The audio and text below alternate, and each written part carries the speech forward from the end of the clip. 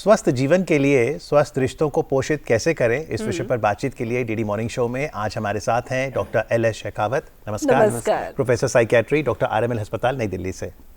तो डॉक्टर शेखावत, रिश्तों की क्या अहमियत है, कैसे इनमें निवेश करें?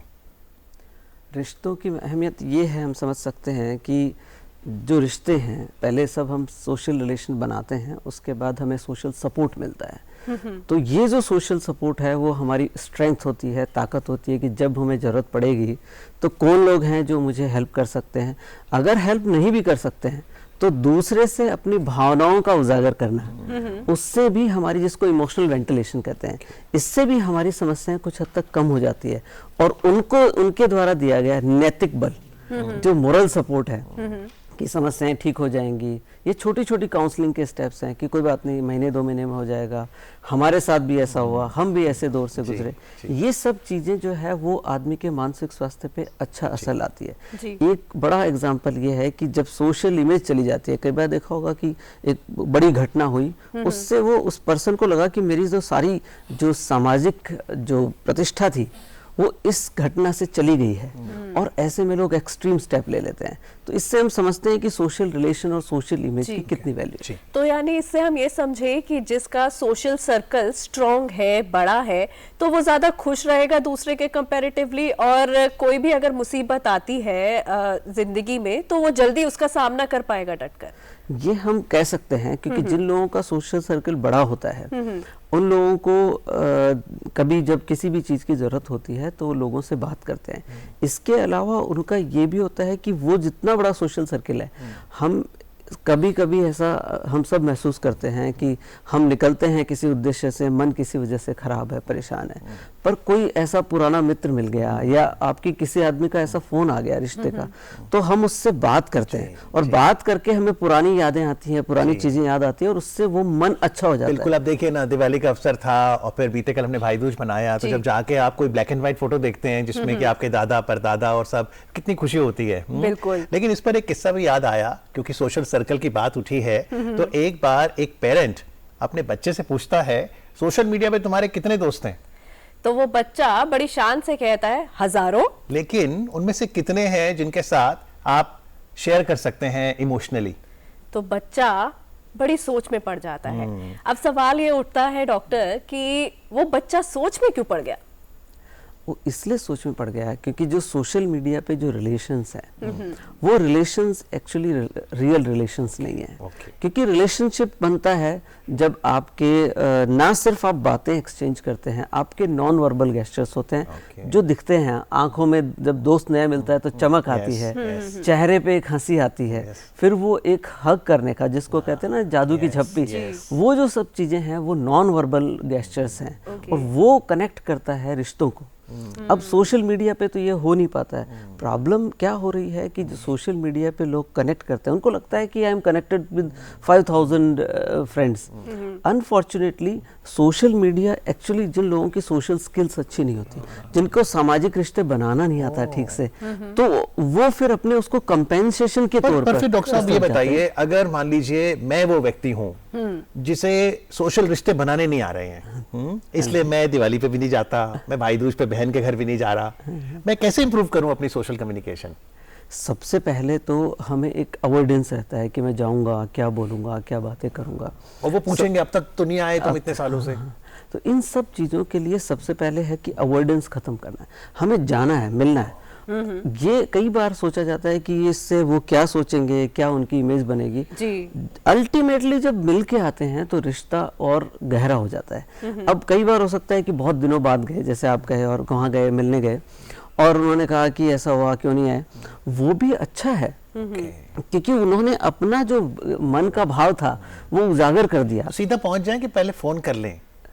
इसमें दोनों चीज़ें हैं। अगर आप समझ लें कि दूसरे का रूटीन अगर आपको लगता है कि बहुत टफ है, मुश्किल है, तो फ़ोन कर देना बेहतर होता है।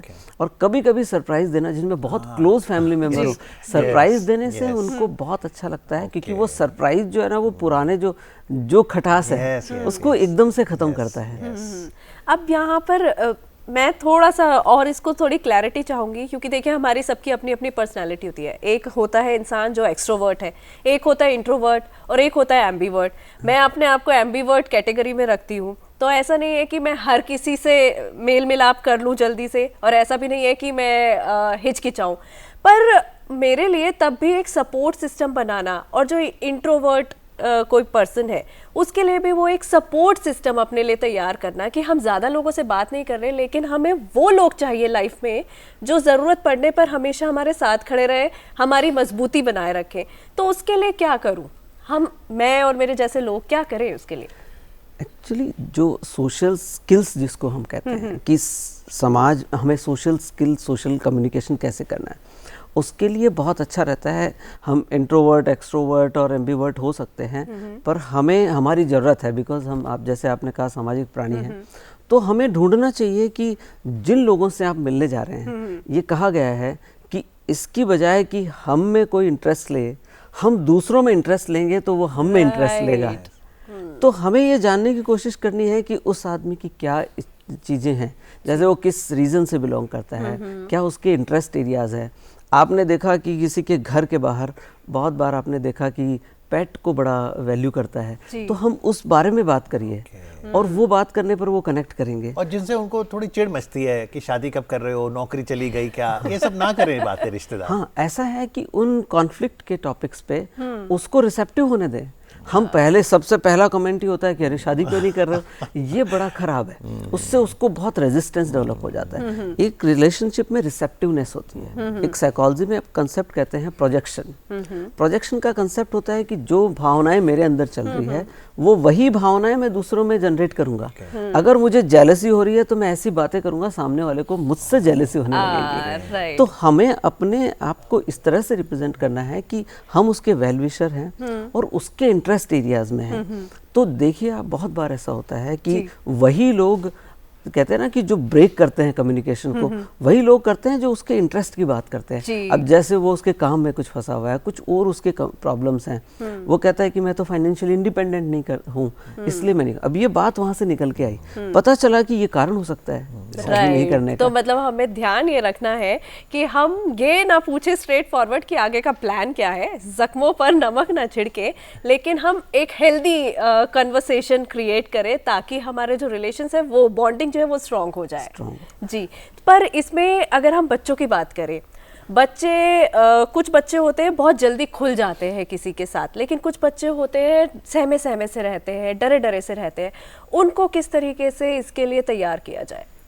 देखिए, सबसे महत्वपूर्ण है आजकल के जो पेरेंट्स, क्योंकि न्यूक्लियर फैमिलीज हैं, तो बच्चों को बहुत ज़्यादा सोशलाइज करने का मौका नहीं मिलता है। और जैसे आपने कहा हमेशा कि हम लोगों से मिलने जाते हैं, हम जनरली अकेले अकेले मिलते हैं। कोशिश करनी चाहिए कि बच्चों को साथ में मिलाया जाए, क्योंकि बच्चों के अंदर सोशल स्किल्स डेवलप हो रही है, उनका न्यूरोजेनेसिस हो रहा है, ब्रेन डेवलप हो रहा है। तो वो जब जितने ज़्यादा बच्चों से मिलेंगे उतना ही ज़्यादा उनकी सोशल स्किल्स बढ़ेगी। और जैसे एक एक्सटेंडेड फैमिली होती है जहाँ पे कजन्स का अपना रोल है, उनके साथ खेलना, मिलना जुलना, पढ़ाई की बातें भी करना अच्छा ये रहता बहुत है। वैल्यू करता है, क्योंकि उनसे वो सिर्फ ये नहीं सीखते हैं कि बातें कैसे करनी है, उनसे वो शेयरिंग सीखते हैं कि अगर घर में एक चीज़ आई है तो उसको कैसे आपस में शेयर करना है। इसके साथ वो समझते हैं कि कब कब हमें समझौता करना पड़ता है ज़िंदगी में, और रिश्तों में समझौता करना पड़ता है। अच्छा। कभी कभी हमें करना पड़ता है, कुछ त्याग करना पड़ता है, कभी कभी हमें कुछ चीज़ों को छोड़ना पड़ता है, कुछ चीज़ें भूलनी पड़ती है। पर डॉक्टर साहब, कई बार कोई व्यक्ति इसलिए नहीं जाता, वो ये कहता है कि मेरी कोई वैल्यू नहीं है, क्या मैं क्यों जाऊँ